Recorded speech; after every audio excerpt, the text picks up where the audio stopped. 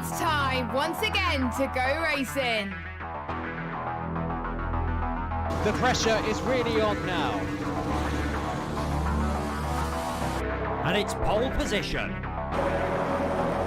And it's pedal to the metal. Go, go, go!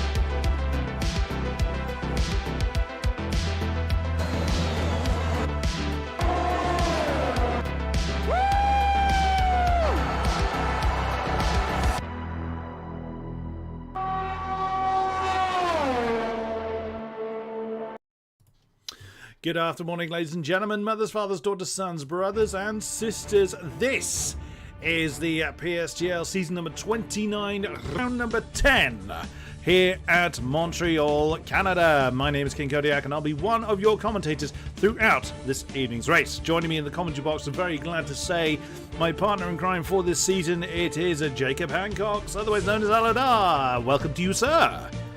Thank you, and welcome back to yourself as well. Yeah, no, absolutely. Yes. Well, welcome back to both of us. We've had a week off for the F1 esports break, of course, but now here we are, new day. Mainly the same field of drivers, though, here in the F2 turn. Indeed, indeed. Before we get underway, let's have a look at how the championship standings doth stand. That's why they're called standings. Well, Samuel Bean running off into the distance. Anyone that's seen the PSGL Twitter will know this already. Almost twice the points of anyone else behind him, but a very hotly contested second position between Lewis Welch and Paris Burrell. Then another very hot competition between 4th and 8th for that particular slot between Martinez. Pedreño went up to F1, I believe. It'll be, hopefully we'll see him again. And Ghetto and Staholek also got elevated to F1 before their season ended, with John Evans and Jeffrey Ritchie actually not that far behind either. Team-wise, bit different. Let's bring that slide up. It's Alpine just ahead of AlphaTauri and who are just ahead of Williams. Oh, how they'd love that in the real world. Haas a little bit in no man's land in 4th with some distance fore and aft. And then McLaren, Red Bull, Ferrari, Mercedes in a very hotly contested battle for 5th position with still plenty of rounds to go. It is Canada, as we have mentioned. What do we know, Mr. Aladar, about Montreal?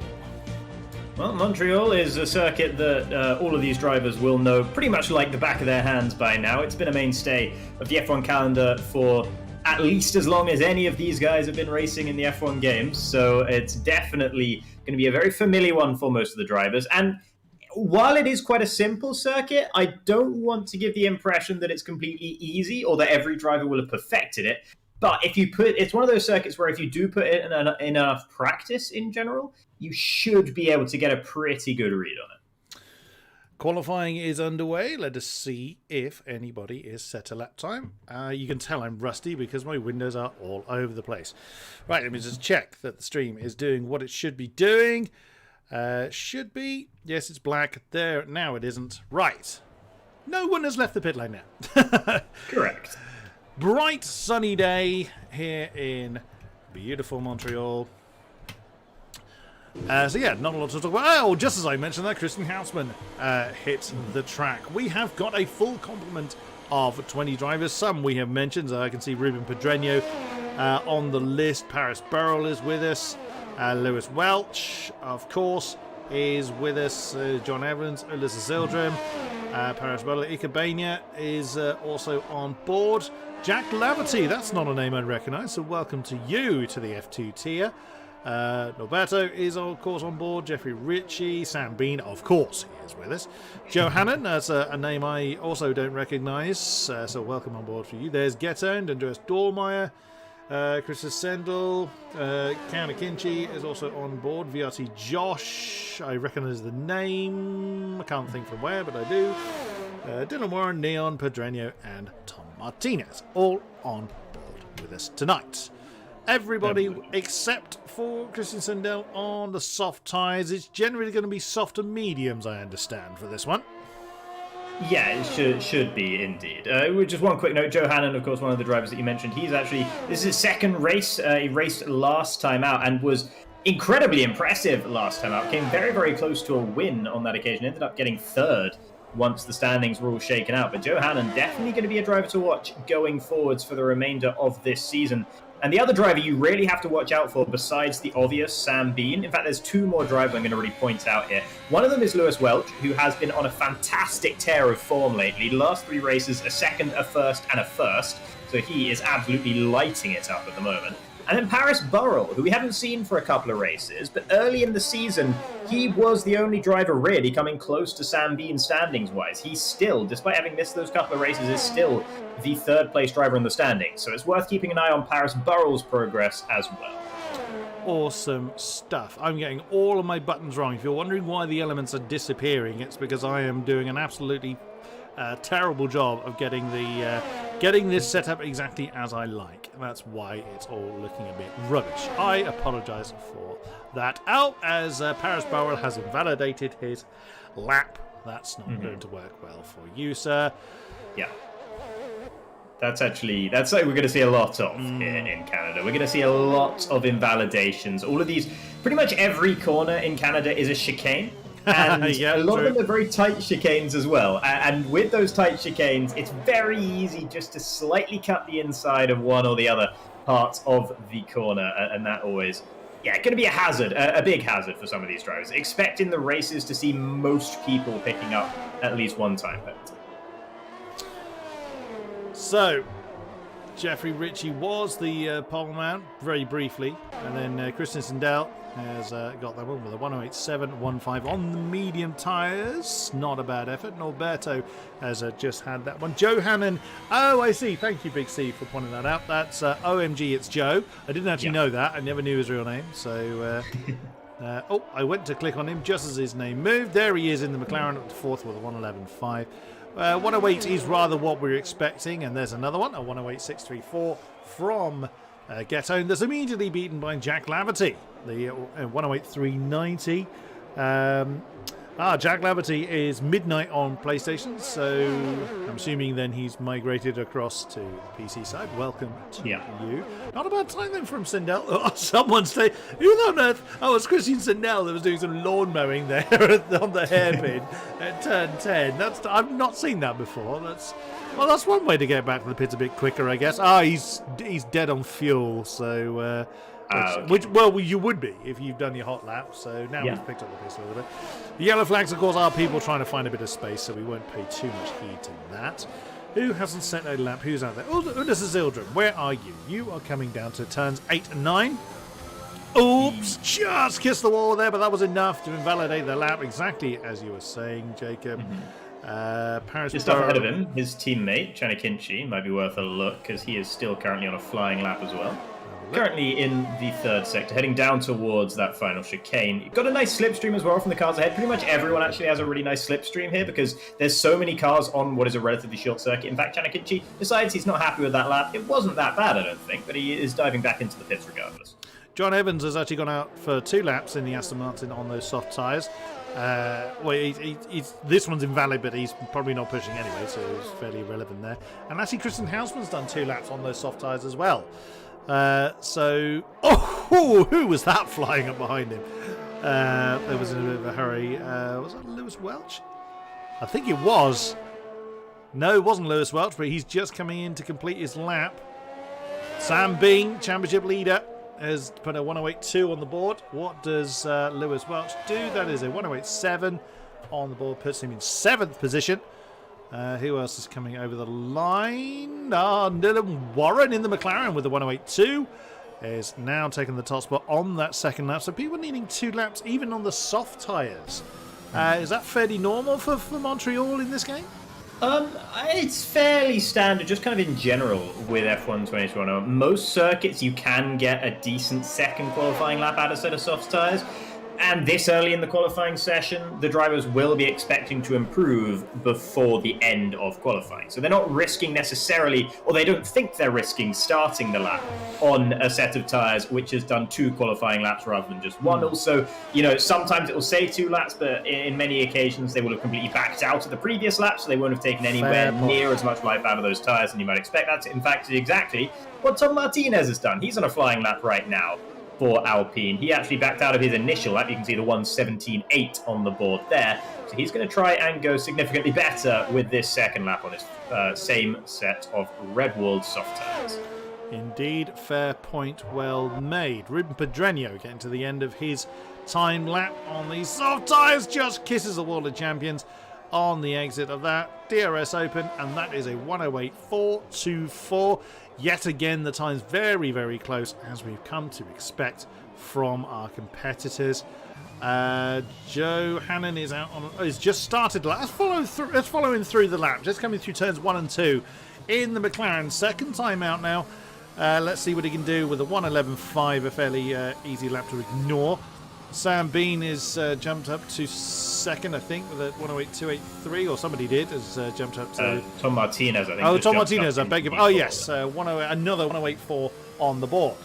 Now, through 6 and 7, flat out here, there's Kinchi that may have put the McLaren off a little bit, but he's still pressing on nonetheless. Uses as much track as he dares. There's not really a lot of runoff area here. The barriers are ready and waiting, as that's VRT Josh that's staying out of the way. Heavy on the brakes, down through the gearbox, and out of turn 10. Nicely done for Joe. He's chasing him after some, I can't actually see who. That is one of the Alpha Tauris, I think. So it's probably Paris Burrell that is further ahead of us. Oh no, it was Ruben Pedreño that's on his way back to the pits. Into the final chicane then, very close to invalidating it, and of course close to the wall, as you have to do here. Straight to the line, and that is 6th with another 108.4, a 4.74 on the board. That's 5 drivers now in that same 10th of a second. Very nicely done. What about Ulysses Zildjian? He is starting his time lap with one of the Aston Martins directly ahead of him. Can't see which one it is. Paris Burrell started a lap. Ikebania has not yet put a lap on the board. He's pulled over somewhere. On the medium tyres, curious. Okay, a few people experimenting with the medium tyres. Fair enough, I suppose. I mean, that tends to indicate it's going to be a dry race. No one usually bothers with the harder tyres if it's going to be wet. Well, not in my experience anyway, but I usually get the tyre calls wrong, as the graphic on the top left is having an absolute fit. Or they are on my screen anyway. Dylan Warren, our poleman, or current poleman, is back out there, so not sitting on his laurels at all. So has he come out on the same set of tyres then? No, Dylan Warren, no, I believe he's on a new He's on a new set, yeah. There. I beg your pardon, I had the wrong graphics set. He did 2 laps last time around. Was that Joe Hannon? Yeah, I think Joe Hannon has just jumped up to 5th position with 108.417. Another 108.4 on the board. Gianna Kinchi just moved into 2nd there. With a 108.2. Yes. Ahead of Sam Bean, indeed. Very nicely done there. One of the Ferraris just coming over the line. That's going to be Norberto. Well, it's either Norberto or Jack Laverty. Oh, the McLaren's invalidated his lap. Oh, okay. So Jack Laverty's coming down towards the hairpin. So that must be Norberto that's out there that's just started his lap. Yep, loads of people out on track. The only one that's not is Aki Ikebania, who's not set a time. He was having some connection issues earlier on in the session. I did notice him leaving the session pretty early on, so I don't know if he's still struggling with some kind of ping issues or anything like that. I didn't actually notice if he did get back into the session, but I'm assuming that he must be if he was out there on circuit. So yeah, we'll see. Hopefully he can get whatever issues he's having sorted out, because it would be nice to see him getting a proper lap in here in qualifying. Indeed, indeed. To the same thousandths of a second, Andreas Dormeyer has matched Christian Sindel. I beg your other way round. Sindel has matched Dormeyer, I should say. Over the line comes Ulysses Zildjian. No time on the board. That one was invalidated, as you can see from all the red on the track map in the bottom right corner. What about Josh? He's in the pits, so he already invalidated his lap. Lobby host Neon, what can he do? He's invalidated his lap as well. And John Evans up to the top of the tree with a 108 130 in the Aston. Nicely done. As we're pushing towards 107s now. Very, very nice. Yeah, Norbert Jakob also followed suit immediately afterwards, going into the low 108s as well with a 108.260. He's up into third at the moment. He's a driver who's been off the boil in the most recent few races, so it's nice to see the Hungarian getting a slightly better lap together in qualifying. Hopefully he can carry that sort of form through into the race, though still quite a bit of time left to go in this qualifying session. At least one more lap to be expected from most of these drivers. Jeffrey Ritchie comes over the line, improves in time but not position at 108.781. Brings him a bit closer to Louis Welch. And I have a fly that is bugging me in the monitors, so if you hear a bang, it's me trying to commit murder on this fly. Sure. Let's see, who should we have a look at? Let's have a look at... Well, John Evans has just set his lap. Is Justin Sindel on another push lap? No, he's run out of fuel. Jack Laverty is currently on a flying lap, although he might just be trying to hotfoot it back to the pits as well. Slightly hard to tell. Sometimes can look the same when you get down towards the end of this qualifying session. But most cars in the pits at the moment, and most people who are out on track, not actually on flyers. So Jack Laverty is someone to keep an eye on. He was slightly up on his best through the first sector, but only very slightly. And actually, even though a slight mistake on the exit of turn 9 there, he's still up more like 2/10 now. And that is looking to put him right in the conversation with John Evans at the top of the times. Absolutely. Great to see so many people watching us here on F2 at this time on a Thursday evening. You're all very, very welcome indeed. Great to see you all joining in on chat as well. Here comes Jack Laverty through the final chicane. What can he do? 108.390 on the board. Low on fuel. And that is a 108.216. Slots him into third position. 0.08 of a second off the pole time. Goodness me. Ruben Pedreño has snuck a lap in there. He's actually just about to complete one. Can he improve? He can, up to second at 108.202. 3,000s ahead of former poleman Dylan Warren. Oh, it's getting very, very close up there as we're getting towards the Banzai phase, the final 3 minutes of the session. Martinez, where are you? 108.422, just about to cross the line. Well spotted, Mr. Hancock. 108.267. So now it's the 102s. That would be impressive. 108.2. That's now the favoured time. So 1, 2, 3, 4, 5. There's about 8 drivers, I think. Yeah. 7 drivers in that particular bracket. We've seen in the most recent F1 Esports event how unbelievably close all the drivers were there. Like, even more so than, year after year, we sort of enthuse about how close fields of drivers are getting on these games. But it really is getting almost ridiculous now, even here in F2. Not necessarily quite at the esports level, but these guys, they're all putting in so much practice. They're getting so near to their peak that they can always just, nail a lap in any given qualifying. And that leads to everyone being so close on these times at the moment. No one out there on a flying lap right now, apart from Christian Hausmann, who's gone a bit out of phase from the rest of the field. He was the first one out there at the beginning of qualifying. He's not actually on a flyer on this one because his first sector was a little bit poor. So he's backed out of it, and it just is going to be an extended warm-up period for him. Yeah, he was 2.5 tenths down by the end of Sector 1. Poleman John Evans. Oh, actually, we've just as I cut away there, we did see Christian Banzai over one of the chicanes. There's John Evans just about to start another hot lap, so not sitting on his laurels at all. That 108, 130 on the board. So we'll see how he's able to improve in the Aston Martin.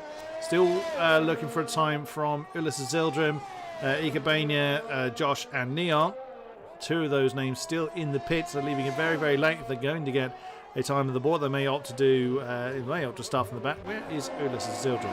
He's invalidated his lap again. So, oh dear, does he have enough fuel in the tank to do another one? Well, he's not got the fuel warning light on, so we'll see if he's able to continue as John Evans pushing on, formerly known as Hawk, I believe, if I remember that correctly, into turn 10. What can he do from here? Still going. Still going?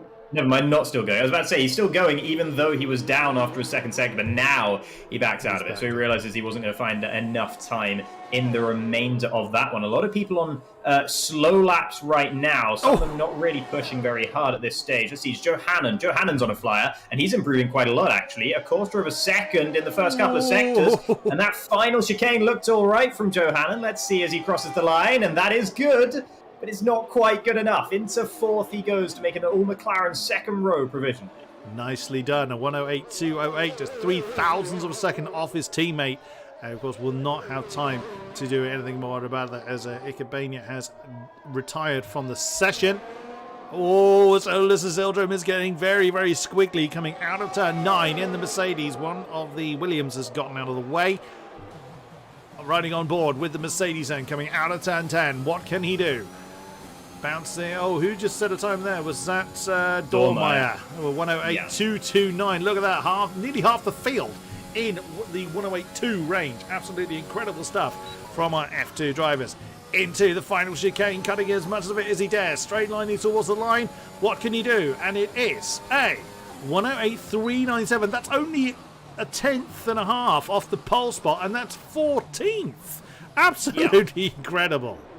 Absolutely, couldn't agree more. I was looking at it. I was looking at his sex times. I'm thinking this lap's not going to be good enough. But then I realised what I was looking at was like half a tenth in one of the sectors. But it proved to be the case for the time being. John Evans goes even faster into the 107s with a 107.961. And now, can anyone respond to that? Christian Sendel can't, nor can Johannan, Chanakinchi, and Joshua Kozani. They are all out at this stage.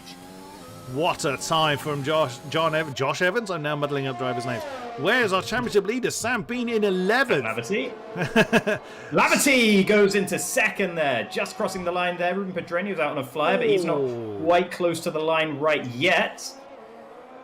Second indeed for the Ferrari. Very nicely done. As I'm keeping an eye on Samuel Bean. Now, if the map's to be believed, he was purple in sector 2. Dormeyer has gone back into the pits. He will not improve from there. Pedreño, where is he? He's actually just behind. He's just coming to complete his lap. Get owned up into third with a 108.182. Sam Bean is third with a 108.142. What can Pedreño do? Can he improve? No, he can't. He invalidated at the end. I think that's... Oh, Louis Welch. No. He's throttle down the straight for Louis Welch, so that's going to be it for qualifying there then, by the look of things, because both Ulysses Ildrim and Louis Welch are out of this now. So John Evans taking pole, the only driver to make it into the 107s, and when it's this close of a field, being 1/10 up on the rest of the field is very impressive. Absolutely incredible. Half a second from first to 18th. Wow, yet again. I say this every single time I commentate for PSGL. I'm just stunned at how close these times are. You'd think I'd be used to it by now, and I'm just not, because wow, that is absolutely stunning stuff. And there's still several cars well, there we go. I was just about to say there's still a few cars rotating out there, which is why we haven't progressed, but that's just ended with the Ferrari just coming over the line. So then, yes. John Evans is joined by Jack Laverty on the front row, Samuel Bean and Get Owned row 2, Ruben Pedreño and Dylan Warren on row 3, Johannan and Andreas Dormeyer on row 4, Norberto and Tom Martinez in row 5, Christian Sendel and Kanakinchi on row 6, Jeffrey Ace, as he calls himself, on along with Louis Welch in row 7, second place championship contender down in 14th position. Christian Hausman and Ulysses Ildrim on row 8. Josh and Paris Burrell row 9. Also Paris Burrell in that battle for second as well. Yeah. No time from Ikebania or Neon. Yeah, and remember at the beginning of qualifying when I told you to watch out for Louis Welch and Paris Burrell? That has not aged well whatsoever. 14th and 18th for those two. So, yeah, really rough qualifying for both of them. Paris, I think he's a little bit out of practice. But Louis Welch, I mentioned it at the top, he's been unbelievably searing hot form lately. And so to see him qualifying that poorly, admittedly, less than 4 tenths away from pole, but still, in the scheme of things, it's a poor qualifying from the British driver, and that is just, it's really shocking to see that, in all honesty. So hopefully he can give us some fireworks from towards the back of the grid. But again, the grid's so close that I think we're just going to see a DRS train forming all the way down the order here. I dare say this. My daft mind is just kind of, sometimes how you have a daft thought and then you laugh at your own daft thought. Or I certainly do. That's maybe a sign of madness.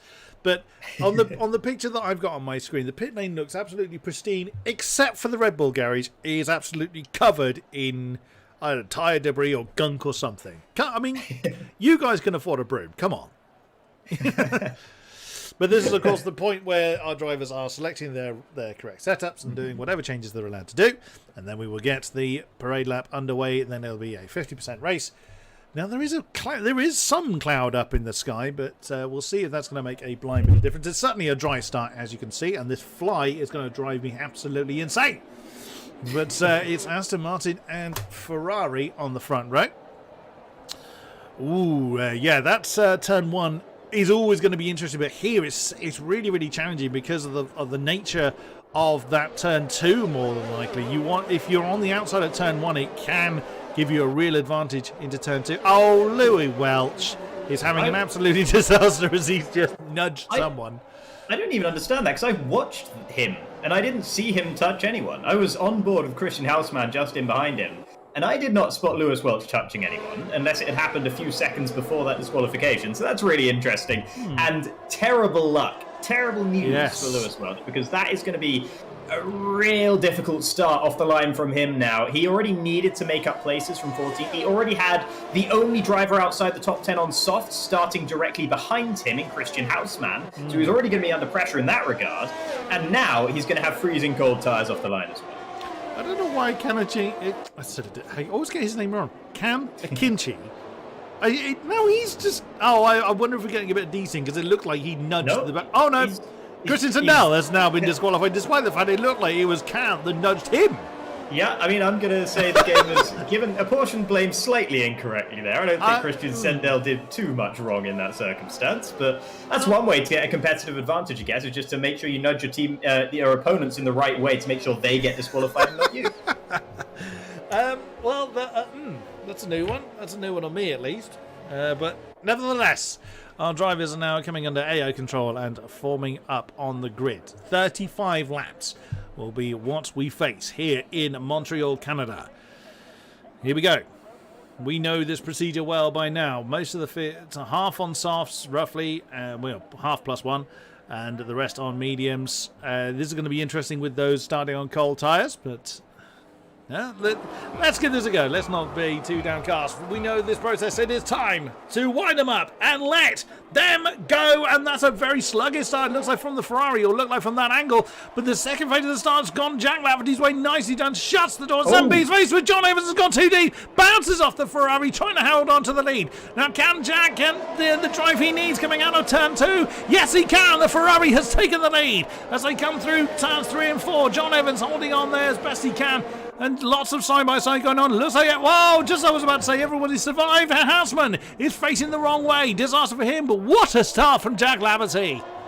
Yeah, fantastic stuff from him. John Evans should have had the lead by now, but he overcooked it on the brakes into turn 1, and that sent him all the wrong line for turn 2. Fantastic stuff from Jack Lafferty. Great opportunism from him to make sure that he took advantage of the mistake. But it really was not a mistake that needed to be made. Meanwhile, now here's Dylan Warren having a go at Ghetto. Ghetto's been lagging a little bit on this opening lap, so Dylan Warren will be very keen to try and get past the Austrian. But it's definitely a tough task when you can't rely on where that other car is. So you've got to be very careful if you're Dylan Warren here. Christian Sandell's made a mistake coming down into that turn 10. He's lost a lot of positions, jumping up back to the front. Ikebania's had trouble as well. He's fallen out of DRS range. Not that they have DRS, of course, but you know what I mean. He's had trouble early on. Some coming into the pits. Ulysses Zildrum and Ikebania both in the pits. Oh dear. Not gone well for the Mercedes or the Williams. But leading the way, Jack Lafferty. Now John Evans beginning to break away a little bit from Samuel Bean, who's got Ghetto all over his tail. The McLaren's right behind the Haas. And we saw the Haas under a lot of pressure into turn 10 as Jacob was explaining, but has no change of positions at the moment on the nose cone of Ghetto, and then chasing off after championship leader Samuel Bean. Now, assuming that's a new nose cone for Ulysses Zildrum and Ikebania, they've both changed tyres at least. As we charge down towards turn 10, look at how condensed the field is. And we've lost Neon. What has happened there? into the wall on the exit of turn 9. Oh, there he and is. you can see a lot of debris as well. It was a big hit into the wall for Neon, and we have a safety car as a result. Yeah, not surprised, because just as we cut to Christian Hausman to see what happened, we could see the car was strewn across the track. Well, is that... that's bailed Ulysses Zildrum and Ikebania out, considering they've already been to the pits. Oh, well. And lots of other people are pitting. Look at this. Oh, from 4th downwards have all jumped into the pits, getting rid of the soft tyres. Only Jack Laverty, Ghetto, and Dylan Warren did not pit from the soft starters. The Houseman's in as well, so everybody's switching over to the soft tyres. Now, what will Ikebania try and get rid of those soft tyres, I wonder? Because it doesn't look like anybody wants to stay on them. Yeah, very interesting. Unanimous call from everyone that went into the pit lane to go onto a fresh set of mediums. Not tempted by the hards at this stage, not tempted by a fresh set of softs. Mediums, very much the order of the day here. Despite the fact we didn't see anyone trying to pull anything in that regard in qualifying, Ikebayana is once again back in the pit lane. So as you mentioned, he is going to go and try and get himself a fresh set of mediums, just like the rest of the field. So only Jack Laverty, Ghetto, and Dylan Warren will be on soft. And actually, Ikebayana has a whole nother idea. He's going for hards. So he's going to try, I imagine, and get to the end of those. It's not going to work, but he's going to try it. Yeah, that's... yeah. I've got no answer to that. Generally speaking, in 50% races, the minute you go into the hards, you've had it. In my experience, if you're going anywhere near the hards, your day is done. You're just never going to do it. But we will see. We will see. Oh, it wouldn't be the first time I've been proven wrong. I can't explain why. Well, like you say, he's got to be trying to the end. Now Jack Laverty has come in. Yeah. That's going to hurt. That's going to put him critical. Yeah. So Ghetto and Dylan Warren don't. So Ghetto leads the way in the Haas. I wonder. Well, we know why Jack's done it, but he probably just made the mental decision slightly too late. Yeah. And this isn't necessarily a mistake. The mistake was a lap ago when he didn't come into the pit lane. Ghetto and Dylan Warren are both staying out there. And Jack Laverty going right from hero to zero just by staying out and not being able to predict what the rest of the field were going to do behind him. When you're in the middle of that pack and you see everyone ahead of you pitting, it makes the decision for you. It's clear. Everyone thinks it's time to pit. It's probably time to pit. Jack Laverty didn't have that luxury being at the front of the field, so he has had the wool pulled over his eyes here and finds himself down in 18th as a result. Thankfully for him, at least he's ahead of Ikebayana, who is still just trundling around trying to catch up to the safety car snake on those hard tyres. It's not like these mediums can make it to the end, but it does seem that everyone agrees that this is the right thing to do. Yes. Although Ghetto and Dylan Warren are throwing the dice. Now, I wonder if they're gambling on rain, because there is definitely some clouds up in the air. Now, we're not told by any of the drivers what the weather is going to be. As we can clearly see, the safety car is going to come in this lap, which is good to see. The lovely green, resplendent Aston Martin is done its job, and in will come the safety car after this lap, and Ghetto, of course, back in the pack up. We know this procedure. As Dylan Warren nearly gets his nose swiped off by the Haas. Well, I would imagine there's... Oh dear, that's not what we want to see. Sendell has bounced off the back of Paris Burrell. Now Ghetto just floored it. I think he's done it a little early, personally, but I'm not a driver. That's why I go for the commentary box. Over the line then, Ghetto leads Dylan Warren, leads Kanakinchi up into 3rd position. Lou Walsh in 4th with Jeffrey Ritchie in 5th position. Championship leader, where is he? 9th is Sam Bean. Of course, having pitted, John Evans back up into 8th position. We'll see how this unfolds. Ikebania is he's going to be struggling, I think it's fair to say.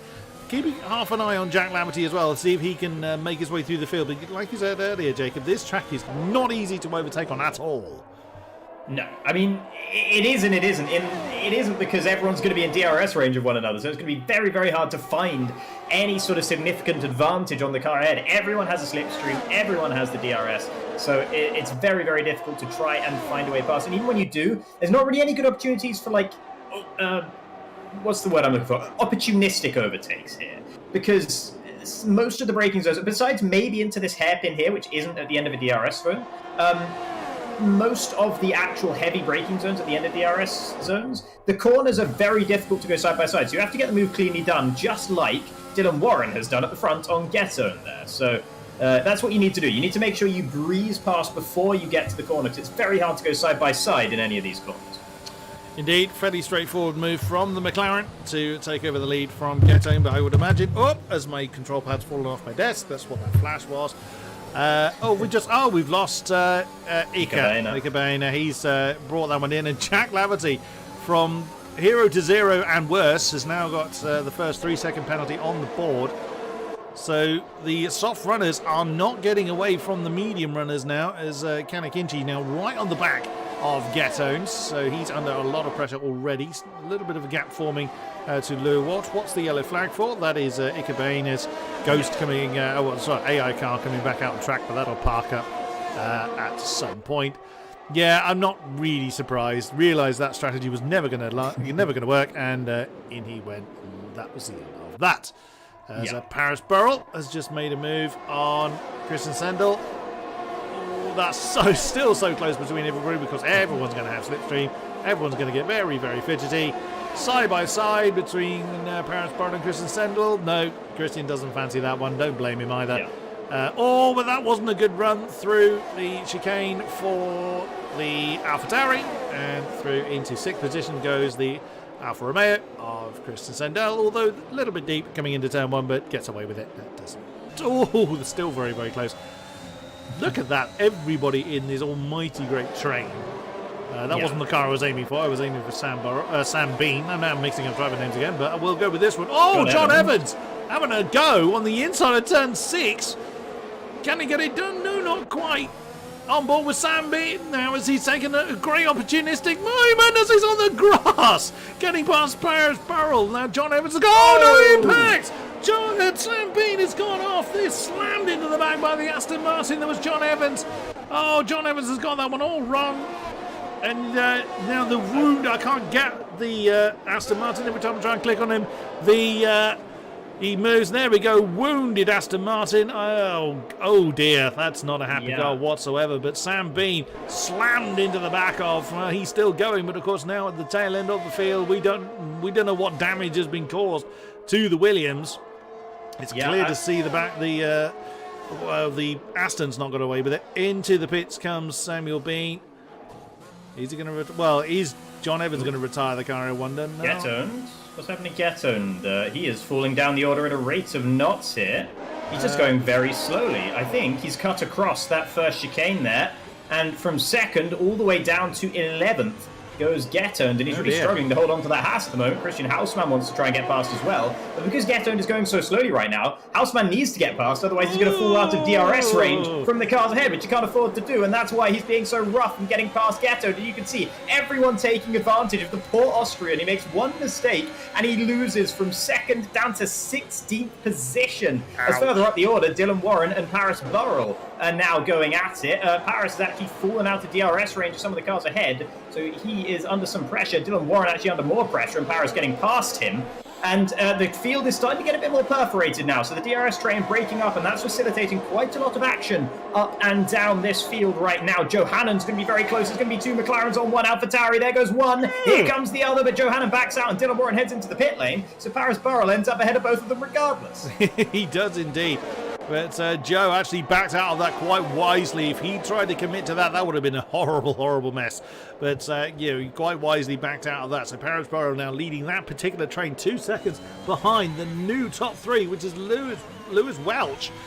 As we said earlier, 2nd in the championship, being chased by Jeff Ritchie and Christian Sendel. So a bit of an unusual combination. Alpine being chased by a Haas, being chased by an Alfa Romeo. Then Paris Burrell has got everybody else right behind him. Yeah. So John Evans has come back out on track and is also trying the hard tyres. Okay. Yeah, it's trying to pull a one-stop, trying to get to the end from here. Sam Bean's gone for mediums, which you'd... of course, John Evans has had his race functionally ruined anyway, so we've got to try something a little bit different to have any hopes of being able to do anything in this race. So it's definitely a rough uphill battle now for John Evans. And I've got to say, that incident between Sam Bean and John Evans, I definitely I didn't like the move Sam being pulled. I don't think he realised that John Evans was on his left-hand side and ended up just sandwiching the Aston Martin into the wall there. It's unfortunate. It's a lack of judgment in the end. And, you know, when you're at high speed, 3 wide, these mistakes can happen. So, but I just want to clear John Evans' name in that. I don't think he did anything wrong in that instance. Well, unfortunately, I was on board with Sam at the point that happened. So all I suddenly noticed was that his car was pointing the wrong way and lots of bits of Aston Martin going flying past us. So we didn't quite see that one on stream, unfortunately. But we are riding on board with Christian Sendel in 3rd position as he tried to challenge Jeffrey Ritchie into that final chicane again. Lewis Welch cannot break away from the house that is keeping him company. That gap between Sendel and Burrell is coming down. There, you just saw at the back of the shot, Paris Burrell with an almighty great army of cars behind him. It goes down to 14th position, VRT Josh. Ghetto is out of DRS range to the train ahead of him. He really needs to get rid of those softs pretty damn quickly. Darren Warren is on a fresh set of mediums and trying to close that 9-second gap to Ghetto then. So we keep an eye on the top 3. Here we go again. DRS. Jeffrey Ritchie goes for Lewis Welch. Lewis has got no answer to that at all, and he knows it. Christian Sendel has been desperate to try and make a move there, but cannot make it stick. Also, Joe Hannon has gone past Christian Burrell, along with the Mercedes swapping round. Ulysses Sildrum and Kanakinchi swapping round for 11th place. So lots of swapping going on as Ruben Pedreño on his teammate coming down into turn 1. Now, I didn't quite see whether Paris let him go, but it didn't look like it. Ruben Pedreño was very opportunistic. That's a brave move to do, but again, if you're going to do it on anyone, I guess you do it on your own teammate. If you're going to trust anybody, it'll be your own teammate, you'd have thought. And look at that. Look at the gap that Ruben has already pulled on Paris Burrell. Now, does Paris have damage on his car? The front wing looks okay. I think it's probably fine, yeah. I don't think he was actually involved in any particular incident with any of the other drivers. Just got passed by a couple of them there. He actually, the reason he suddenly started falling, he used a lot of his battery power trying to defend when he didn't have the DRS, and that has caused some issues for him. The front 3 have also been pretty liberal with their battery usage, and right now they're going to use some more. This is great news for Joe Hannon, who's been able to completely shut down the gap that was there in the DRS train. He's eviscerated that. He's within DRS of these guys, and has a much healthier battery state right now. Oh, and Sendel now on the penalty board. We were on board with him just as he got that final warning, and that's 3 seconds to him now. It's so easy to do, despite the fact the barriers are very, very close to the track. Oh no! Norberto tried to get past Paris Burrell into turn 1, hit the grass, spun sideways and made contact with the AlphaTauri there in the braking zone, and that is Norbert's race done. It's Paris's race done as well. Paris is out. Paris is I don't know what the Ferrari Ghost is doing. What's happened to Paris Burrell?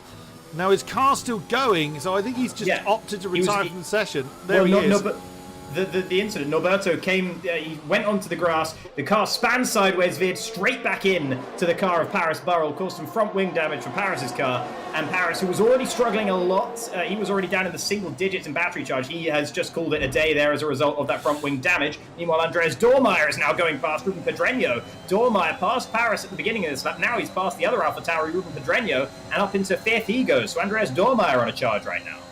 He is indeed. And amazing. Well, let's just have a look up front. I was just seeing the gap between Lewis Welch. Whoa, Lewis has spun! He got a tank slapper on the exit of the final chicane. And through goes Joe Hannon and Christian Sendel. He was very lucky to keep that one under control and keep all the wheels still attached. A bit of a nudge there between himself and that's Dormeyer, I believe. Ruben Pedreño almost getting crushed into the wall. Let's get on board with Andreas Dormeyer as this battle is continuing. Look at this, so close. But Lewis Welch trying to regain momentum. Ruben Pedreño has died on the inside. Lewis Welch is in trouble. He's falling through the field. He's spun it, I think. He just backed out. He just completely backed out there. I don't know if he's got some damage and wanted to let people through. That might well be the case. His front wing looks okay to me here. Lewis Welch, he just completely backed out of the throttle, allowed everyone through after he put up a staunch defense against Dormeyer into turn 1. Something changed between then and halfway around the lap, because suddenly he decides actually he doesn't want to defend this anymore. He wants to allow everyone through. Oh, whatever goes through the mind of a driver. Amazing. Jack Laverty, bearing in mind that his race went from bad to disastrous, is now back up into 11th place. We just seen Joe Hannon and Jeffrey Ritchie swap round. Andreas Dormeyer and Ruben Pedreño have just swapped round in exactly the same way. Oh my goodness me, it's a good problem to have when you don't know where to look because there's so much actually going on. There is Jack Laverty having to go at VRT Josh for getting himself back in the points. Lewis Walsh and Dylan Warren have come into the pit. Now I suspect Mr. Walsh has got damage on that car because we did see him hit the wall on the inside line after the final chicane. Front wing change. So yeah, that's not surprising. Now Houseman adds his name to the penalty board. Most of the field with the penalty, well, certainly half the field with the penalty. So Get Owned is in the pit as well. Fresh set of mediums going on those two cars. At this rate, John Evans will... John Evans might be on the podium at this rate. We're running out of cars quite a rate. Well, saying that, we are fast approaching the halfway stage in this race. Jack Laverty can his day get any worse? He's now on the penalty board. And now I've said that, there's a commentator curse waiting to happen. Look at that. Sam Bean. If the race finished now, Sam Bean would not be in the points. Yeah, but he has much fresher medium tyres than everyone ahead of him. So don't forget that. Remember to bear that in mind. He has had that incident, of course. That's lost him a lot of time. But he might be able to wriggle his way back into this one somehow, at least maybe into the points. But trouble is, when the field's as close as it is, you need to do an awful lot to try and even gain 1 or 2 positions. There's Christian Houseman now coming into the pit lane. This, I believe, is just a voluntary pit stop. He is one of those drivers who pitted onto mediums under that first safety car. And now he's strapping on another set of softs, and it's not voluntary because it's a front wing change for him as well. So never mind that. Indeed it is. So Joe Hannon then leading the way from Jeffrey Ritchie. Christian Sandell still in hot pursuit. Andreas Dormeyer doing what he can to close that gap down to DRS range and nearly doing so with Ruben Pedreño in hot pursuit. Tom Martinez 6th, Ulysses Hildren 7th. Cano Kinchi 8th, Jack Laverty now up to 9th position in the Ferrari and still pressing on. Who has got the fastest lap of the race so far? It is, if I can get the... I'm getting all my things wrong. It's Dylan Warren actually in the McLaren that's still got that's got the fastest lap at the moment, down in 11th. Not going to serve him yet, but we will see how the race transpires. There is Joe Hannon, Jeffrey Ritchie under pressure. Well, no, he wasn't. He looked it from that camera shot, but because they all have DRS, it doesn't make a blind bit of difference at the moment. That does help maintain the gap back to Andreas Dormeyer in 4th position. Still plenty of action to go. Absolutely. And, speaking of plenty of action, by my estimations, I think we've had 8 different people in the lead of this race so far. I'm pretty sure it's 8. It's either 7 or 8. So that's a lot of people who have been able to be in the lead of the race. Not all of them have led for a whole lap, but they have at least at one point been at the top of that timing tower. So that, I think, gives you an indication of how chaotic this race has been. That early safety car was early enough that it really threw in a wrench to a lot of people's plans as Get Owned goes fastest on a 2-lap-old set of medium tyres. But yeah, a lot of people's plans have been thrown all over the place here. There's only a few drivers who are still doing what they were planning to do at the start of the race.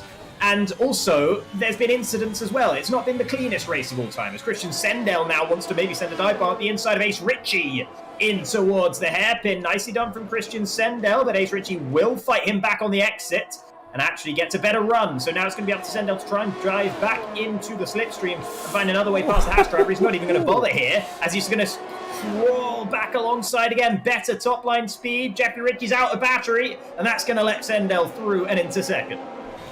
It does indeed, and that is not going to be helping to maintain the gap back to Andreas Dormeyer, as unlike a lap ago. Jack Laverty now in 8th position. That's down to turn 1, so again, it's a bold move.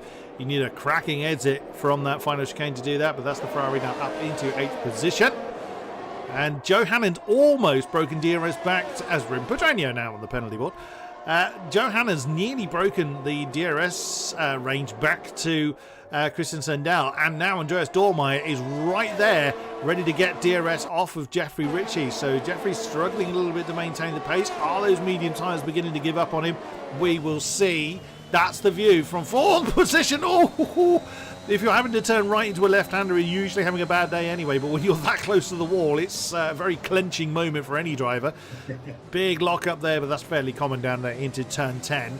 But this surely is going to be DRS then for everybody from 2nd down to about 10th. Yep, there it is. Everybody with DRS then screaming off after the leader, Joe Hannon. But the McLaren doing a pretty good job of maintaining that lead so far. I mean, if you get into the lead, it's a pretty good job. Tom Martinez is in. Yeah. This is quite big, actually. Tom Martinez is in a great position to pull an undercut here because everyone at the very front of the field, they've been using their battery a huge amount in this race. Most people are routinely getting down into the single figures. Tom Martinez, who was running in 6th, is up in 86% right now as he's about to leave the pit lane. So he can absolutely Sendel's floor out! it. Sorry to cut you off there. Sendel, huge incident there. Yeah, that's a safety car. We just saw that. Huge incident. He just completely misjudged the chicane. Yeah. It's coming through. The car has now disappeared.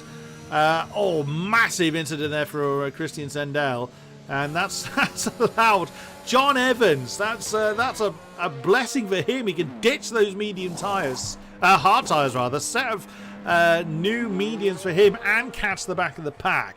And Lewis Welch, that will help him get back with the rest of the field as well. Actually, he's just gone past the safety car. That's how bad his race has gone. But that's going to bring him right back in if, of course, he can catch the... Now, he should be able to catch the field before the safety car's released. Yeah, for sure. Joe Hannon's in. Jeffrey Rich is in. Top 3, top 4, all in. Everyone. Yeah, it's going to be everyone, isn't it? Top and this 7. This is such a shame for Tom Martinez, by the way, who I was just about to enthuse about his decision to try and pull the undercut on everyone. And now, as soon as he gets out of the pit lane, ready to put the foot down, ready to use all that saved-up battery power, it all comes to naught because someone goes and throws it in the wall. Christian Sendel hit the wall, and that brought out the safety car. Tom Martinez being undercut by a lot of these drivers. He's gunning it down the main straight right now to try and claim whatever positions back he can. In fact, he's going to come out almost exactly where he was, a couple of positions down. So that could have been worse for Tom Martinez, but... That is such a shame because he was about to really set this race alight, I think, and I would have loved to have seen what he could have done on that outright. We were denied that one. Interesting, Josh did not come in. Now, his teammate John Evans is last, so it wasn't like he had to, he didn't want to double stack or anything like that. That's a bit peculiar. He's heard my amount of drivers leading the race stat. He wanted to add another one to it. He wanted to be part of. Well, I mean, why not? Let's give him a bit of airtime. There he is. He is at one with the safety car. They're both Aston Martins. Lewis Walsh. Has Lewis Walsh just been in? Yes, he has. Yeah, that's another stop. For how many times has he been in now? 3 times. Sorry, he hadn't managed to go in. So I'm pretty sure he'd already just crossed the start-finish line when that last safety car came out, or didn't manage to get into the pit lane last lap around, so he had to go this lap. I think that's what happened there for Lewis Welch. Now, let's see if Josh comes in. No, he's sticking with these medium tyres. That's a curious decision. I've got a message. I'm just going to check it. It's going to cause the stream to go black. Just going to check it to see if it's anything I need to know. No, it isn't. We'll come back to what we were doing. Now all my windows are completely wrong. But I just wanted to double check whether that message was something I needed to know here and now, and it's not. So we'll carry on along our merry way. Yeah. So Josh's decision, I can only assume that he's doing this because his race was ruined anyway in some way. He was circulating outside the top 10 pretty consistently in this race. Nothing had really fallen his way.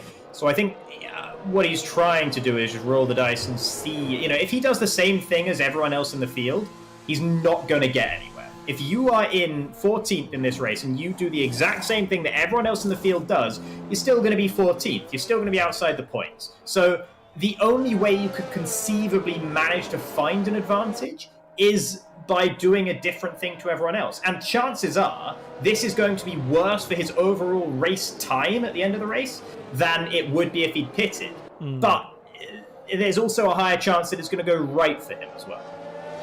Lewis Welch has just been in the pits again and put on a used set of mediums. Yes, so this is Lewis Welch not having enough sets of medium tyres. He wanted to go from mediums to mediums when he last came in the pits, couldn't, so had to go on a set of softs for a lap, and then he's gone back in to get another set of mediums on. 4 laps old, that's the youngest set of mediums he has. Fair enough. So no, the safety car will be doing another lap. They won't announce that it's coming in that close to the pit lane entrance, of course. So I mean, I would imagine had the accident that Christian Sandell happened in the real Canadian Grand Prix, that would have absolutely been a red flag, because crikey, that was a hell of a wallop, and that would have been a lot of mess to have to tidy up. However, the magic of sim racing gives us magically vanishing cars. Yeah, as well we all know.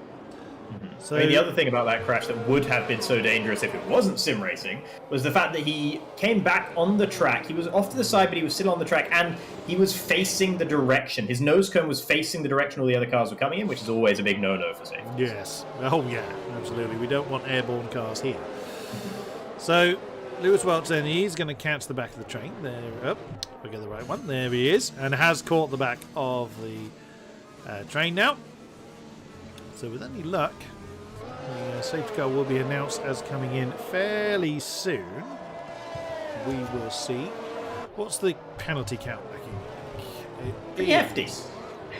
Yeah, numerous, yes. Jack Laverty now on 6 seconds, along with Dylan Warren, with Josh, Andreas Dormeyer, Ruben Pedreño, Kristen Hausman, and Ghetto all on 3 apiece. And there we go. That's the message we all wanted to hear. Oh, here? See? I'll get the right words out in a minute. It's not like I can use words at all as a commentator. Don't worry about that. Secondary skill. For sure. So, one Aston Martin comes into the pits. It's the only time there's going to be 3 of them on track. And Josh is going to be leading the way. I wonder if he's just going to bail and leg it straight into the pit lane. Actually, if he did that, he'd probably slam into the back of the safety cars. He's not back in the mud. He's not really being that slow, is he? I don't think he's used to a safety car restart. Now he should floor it. And there he goes. Right, we are racing again here in Montreal, and Joe Hannon is right on his case, as you would imagine, with the tyres on that Aston Martin probably being absolutely worn down to the canvas. So, but this is going to be interesting with different people on different tyre lives and compounds and God knows what. Everyone's strategies is completely turned upside down. We will see how this transpires. We're going to really see who can adjust their strategy on the fly, or who kind of really relies on the tried and tested formula they've already come up with. John Evans was side by side with Ghetto briefly, but nothing coming from that as they now work their way down towards turn 10. Are we going to see a banzai here? Well, Johanna made a mistake. Jeffrey Ritchie is going to put him under pressure here. Johanna actually going preemptively defensive into the hairpin. He did manage to stall Jeffrey Ritchie on the apex, and that might have saved his bacon, and it might have put Jeffrey Ritchie under pressure from behind, but no, he's going to be all right. So, yeah, Johanna very smart driving on the apex of the hairpin just to make sure he braked even more than he needed to force Jeffrey Ritchie to do the same. Very smart stuff. And also bear in mind that Jeffrey Ritchie is on those soft tyres, so he should have a tyre advantage to begin with. Of course, the car is a bit lighter now. We will see if that continues to be the case or how long those soft tyres realistically last for as the field work their way through. There he goes, and there goes Joe Hannon. And Josh knew he had nothing to defend that, otherwise he would have hung on to that inside line. His tyres are absolutely mullered. So Joe Hannon retakes the lead of the race. Is he going to be able to hold up anybody else? Big move there from Jeffrey Ritchie. We kind of saw that one coming down into turn 6. And on the outside, Dormeyer. Oh, brave boy. Ooh. On the outside of turn 7. He was so close to the wall there, but Andreas Dormeyer makes that one stick. As Connor Kinchy now adds his name to the penalty board. Oh my word, that was a great move, as here comes Ulysses Zildjian on the inside, side by side right behind of Ruben Pedreño and Jack Laverty. Unfortunately, Josh is rather predictably dropping through the field. Oh no, John Evans is disconnected from the session, his car's still moving. But oh my goodness me, his day just never improved. Oh, there is the Ferrari of Jack Laverty. Josh is rather boxed in. Is he going to go for the pit lane? The Ferrari takes the inside line. Yeah, no, Josh didn't pit. Still out there. Oh, that's why? You're plummeting through the field. Christian Hausman, Samuel Bean, and Ghetto. Sam Bean in the pits again. Goodness me. Look at that outside manoeuvre. Dylan Warren on the outside of turn 2. Nicely done. But he had the tyre life to do it. I think something very major happened at the back of this field that caused John Evans to leave the race. I assume in unhappiness here, because all 4 of those drivers who are now in the pits fell quite a long way away from the back of the train and all had to go in for front wing changes. So something major must have gone on back there that escaped our vision. And so all of those drivers heavily compromised at this late stage. Oh dear, oh dear. Up front, Hannon leads Ritchie, leads Dormeyer.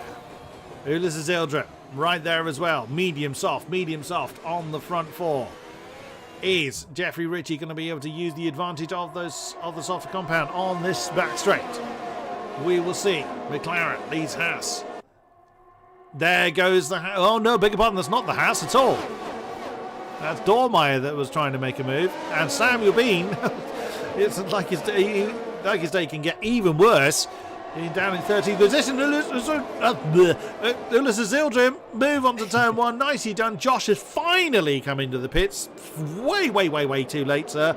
But Ulysses Ildrim, lovely move on. Andreas Dormeyer is wrestling third. Actually, the top three without penalty at the moment. Now I've said it. Expect them all to get penalties within the next few laps. Oh my goodness me. It's as we expect here at PSGL, it is action from lights to flag. Yeah, and when there is this much action going on, I bang on about this a lot, but it's very important. Whenever there's so much action going on, it's about who can manage their battery best. That is the most important thing. As long as you're not losing positions in the process, if you end up with a higher battery charge than everyone else around you who's all frantically battling with one another, you are going to reap the benefits of that in the last few laps. That is what Tom Martinez is doing, and that's what Joe Hannon is doing in first as well. Both of them have considerably better battery state than anyone else inside that top 7 right now. I just realised I've run the whole race with that particular element turned off, so that was completely my fault. Oh, wow, as Ildrim had to really change how he was attacking that final chicane because he was gaining on Joe Hannon and Jeffrey Ritchie far too quickly to be able to use that extra momentum. Just barely 0.2 of a second between the top three. Absolutely amazing. Well, top three, what am I on about? Down to pretty much ninth. Kanakinchi is all in that DRS train. Then 3 seconds back is Lewis Walsh, who is going to gain on Sam Bean by a solitary point.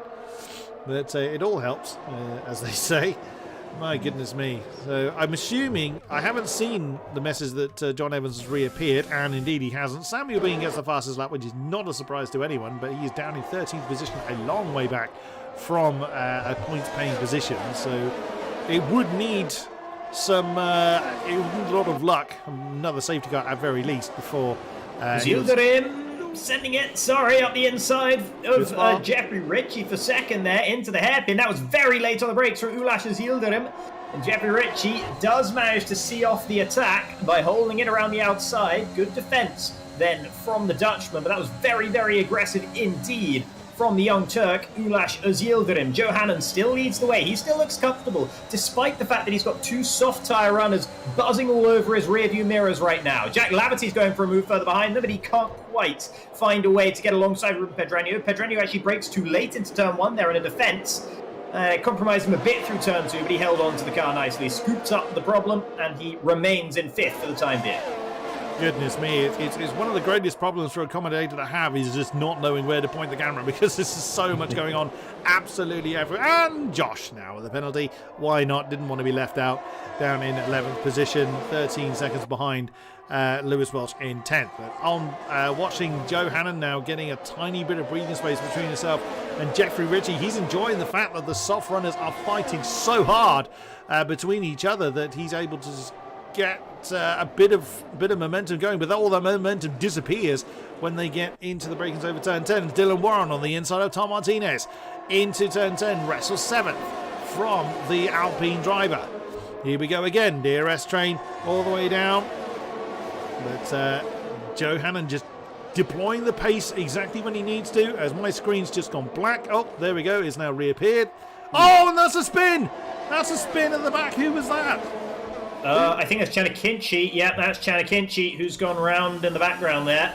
He was fighting with Tom Martinez over 8th position, and now he's down in 10th and away off the back of Lewis Welch and Tom Martinez. Apologies if the stream just went black for a minute there. My screen decided it didn't want to play for a moment.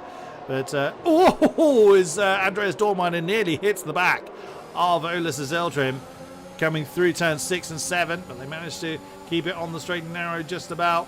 So now it's the top 8 that is in this DRS train, with Kanakinchi sadly falling down with that big spin. That's on board with the Alpine of Tom Martinez, staring at the back of Dylan Warren et al.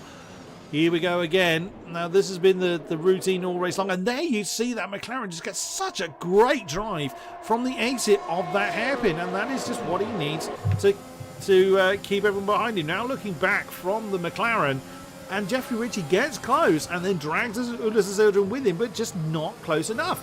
And Joe Hannon yet again. Oh, go on.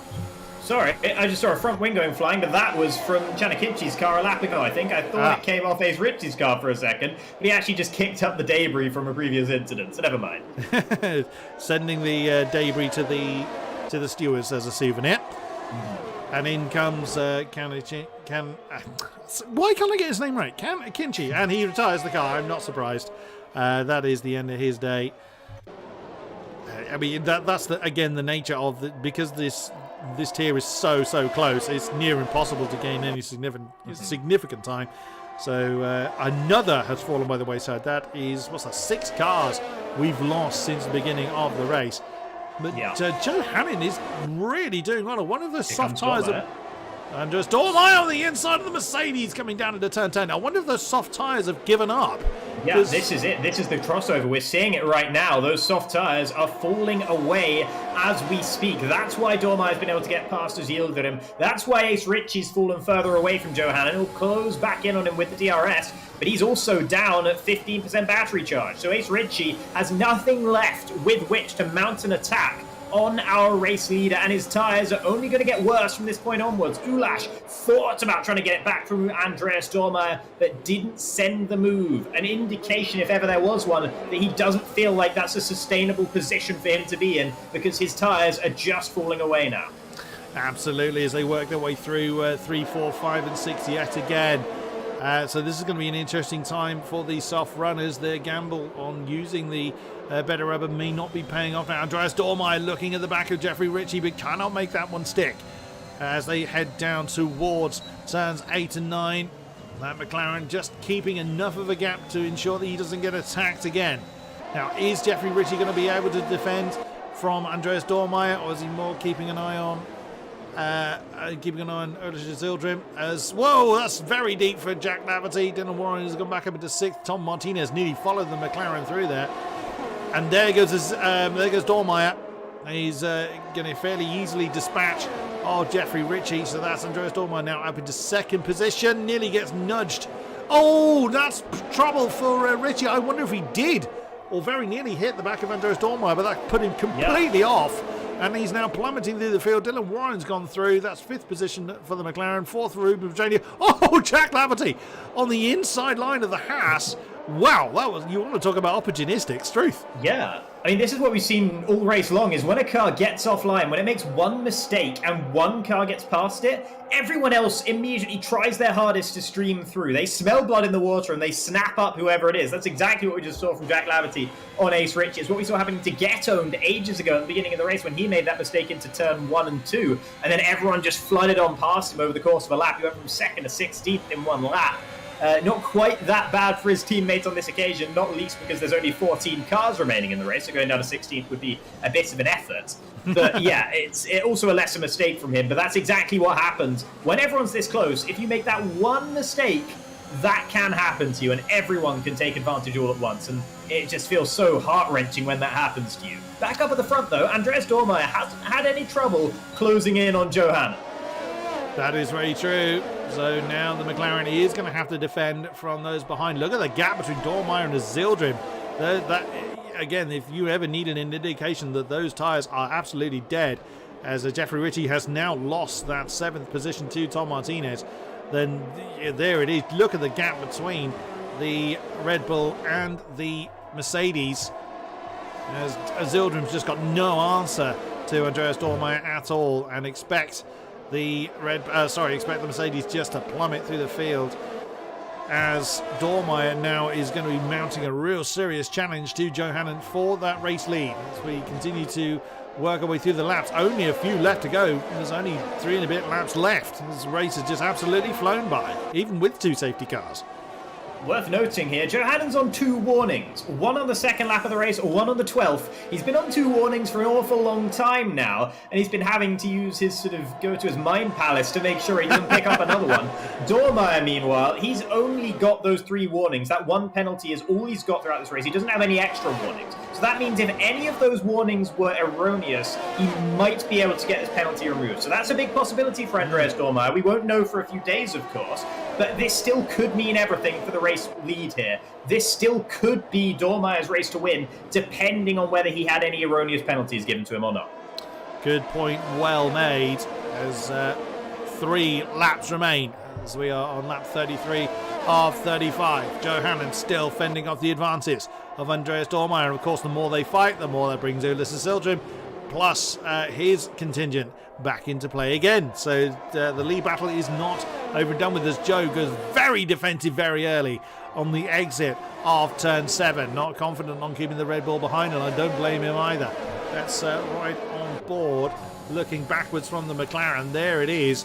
And that is what Johannen's got to deal with. Out of turn 10, can he get that magic exit he's been doing all race long? The tail getting a little bit lively. Is Dormeyer? Surely Dormeyer's close enough this time. DRS open on the Red Bull, and the McLaren has got nothing.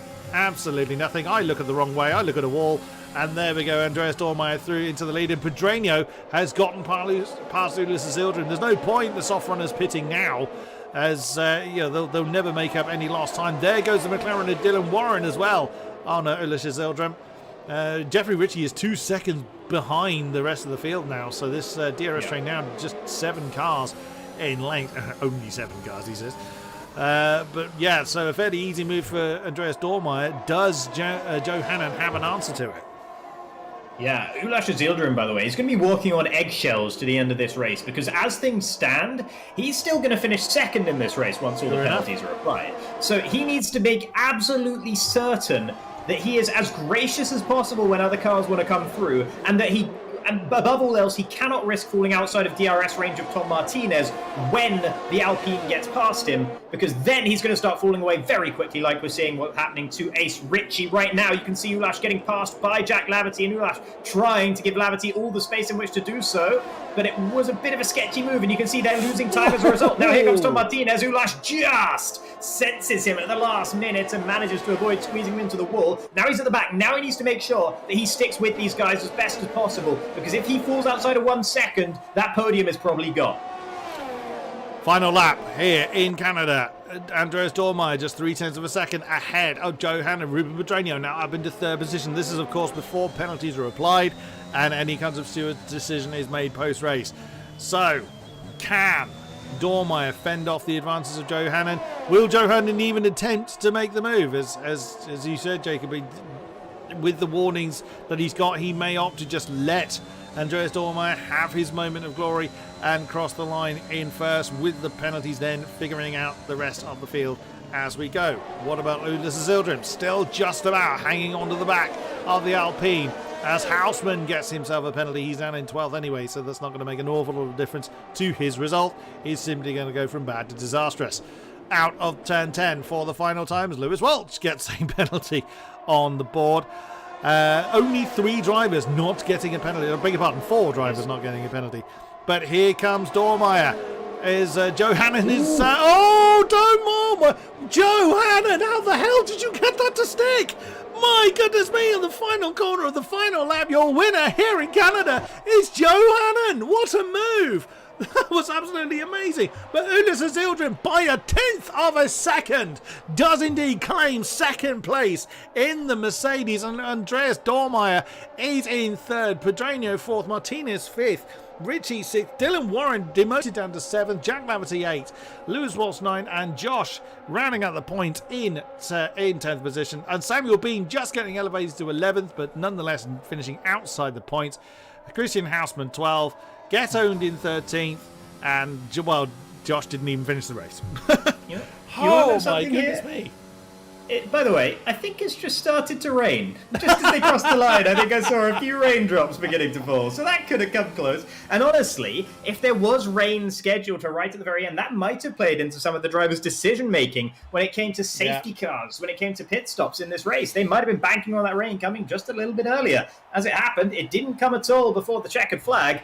And what a move that was on the final lap, though, from Johanan. He saved his battery charge up. At the beginning of the final lap, he was at 30%, and Andreas Dormeyer was just at 10. And that was all the advantage you need. That extra 20% meant that he could really push it all the way down that back straight on that final lap. And he reeled him in. At the beginning of the back straight, it was 5.5 tenths of a second. And he gained all that and more over the course of the straight. Fantastic stuff from Johanan. He was strong throughout the race, particularly on the exit of that hairpin. And if you're strong one place in Canada, that's the very best corner to be good at. Johanan absolutely nailed it, lap in, lap out in this race. And just fantastic move at the end as well. A really well-deserved win from him. Absolutely, absolutely. What a race we've had. That was, every time we have a race here at PSGL, doesn't seem to really matter what tier it's in. It's absolutely incredible. Well, let's give our drivers a few moments to gather their thoughts and make themselves available for a chat, should they choose to do so. It's not mandatory, but it's always nice to hear from our drivers. I certainly want to hear, well, from our podium 3, I should say. Oh, wow. What a great race we've just witnessed. As usual, PSGL never failing to disappoint. Yeah, absolutely. And, you know, two of the drivers on the podium, the top two drivers, their best race results of the season. Johanan's only participated in one race, the last time out in Portugal, where he was very impressive, but only managed third. This time he goes two better and takes first position. Ulash Yildirim hasn't so much as sniffed a podium so far this season. He has got a best finish of, I believe, 8th position back in Belgium. So to see himself up in second, fantastic news from him. He played the safety cars perfectly, and above all else, he kept his nose clean when others didn't. He avoided those corner-cutting penalties, which hasn't always been a strength of Ulash Yildirim's, actually. So very impressive stuff from him to do that at a circuit where it's very difficult to do. And on this occasion, it made all the difference. He finished 7th on the road, but 2nd once things have been factored out. Absolutely true. Absolutely true. Oh, well, I'm just gathering my thoughts, frankly. My brain is absolutely scrambled after that. Right, whilst we wait for our drivers, what is next on the schedule? Let me just have a look at my notes and see what is next time out here at PSGL. It is it break week, isn't it? Yes, yeah, it's another break week. So, correct. So it's 2 weeks' time, so the 3rd and 4th of November is our next race for PSGL PCF2. And it is indeed Suzuka. So next week is break week because of the next esports event. And like I say, it's going to be Suzuka when we return in 2 weeks' time. It doesn't look like our drivers want to come and have a chat to us, which I say is absolutely fine. Not everybody likes to do so. So, sometimes, English... try that again. English is my first language, and I can't even get it right, so just proof. But, sometimes people aren't particularly comfortable coming and having a chat to us if English isn't their first language. So I think we will... usually when I say we'll wrap it up is when people come along. But... we will wrap up the stream here and now, I'm fairly sure. We haven't got anybody coming to see us. Absolutely fine. They put on enough of an entertainment, I think it's fair to say. Mm-hmm. So, this leaves me to thank everybody that has been with us throughout the stream. Thank you very much for joining us. A great pleasure to have you with us. Thank you very much to you, Mr. Hancox, for joining me in the commentary box. A great pleasure as always, good sir. Likewise, and thank you very much for having me. Always a pleasure, So as mentioned, next week we're on a break week because of the F1 esports, and then we'll be back for Suzuka in 2 weeks' time. Please do come back for it. You know you're going to be in for some amazing action here at PSGL. So until then, thank you very much, and good night.